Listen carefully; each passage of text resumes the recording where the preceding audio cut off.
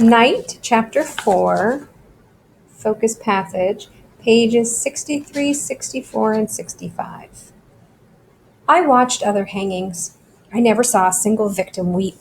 These withered bodies had long forgotten the bitter taste of tears. Except once.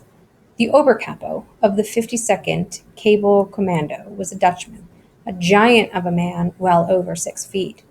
He had some 700 prisoners under his command, and they all loved him like a brother. Nobody had ever endured a blow or even an insult from him.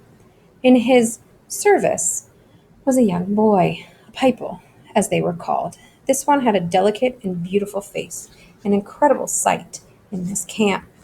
In Buna, the pipe were hated. They often displayed greater cruelty than their elders.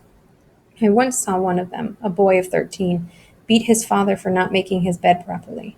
As the old man quietly wept, the boy was yelling, "If you don't stop crying instantly, I will no longer bring you bread. Understood?" But the Dutchman's little servant was beloved by all. His was the face of an angel in distress. One day, the power failed at the central electric plant in Buna. The Gestapo, summoned to inspect the damage, concluded that it was sabotage. They found a trail. It led to the block of the Dutch Oberkapo. And after a search, they found a significant quantity of weapons. The Oberkapo was arrested on the spot. He was tortured for weeks on end, in vain. He gave no names. He was transferred to Auschwitz and never heard from again. But his young pipo remained behind in solitary confinement. He too was tortured, but he too remained silent. The SS then condemned him to death, him and two other inmates who had been found to possess arms. One day, as we returned from work, we saw three gallows, three black ravens erected on the apple plots.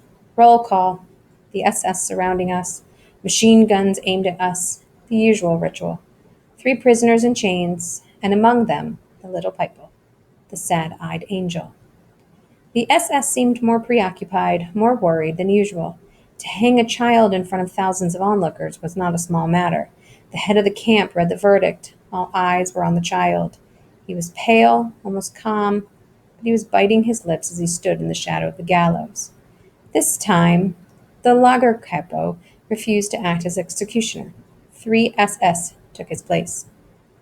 The three condemned prisoners, together, stepped onto the chairs. In unison, the nooses were placed around their necks.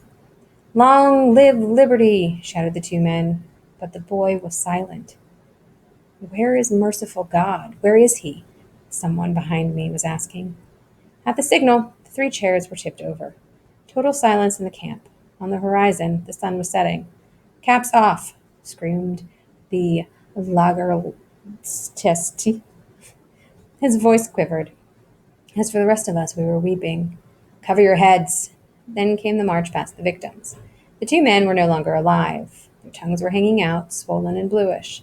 But the third rope was still moving. The child, too light, was still breathing. And so he remained for more than a half an hour, lingering between life and death, writhing before our eyes. And we were forced to look at him at close range. He was still alive when I passed him. His tongue was still red, his eyes not yet extinguished. Behind me, I heard the same man asking, "For God's sake, where is God?" And from within me, I heard a voice answer, Where he is? This is where, hanging here from this gallows." That night, soup tasted of corpses.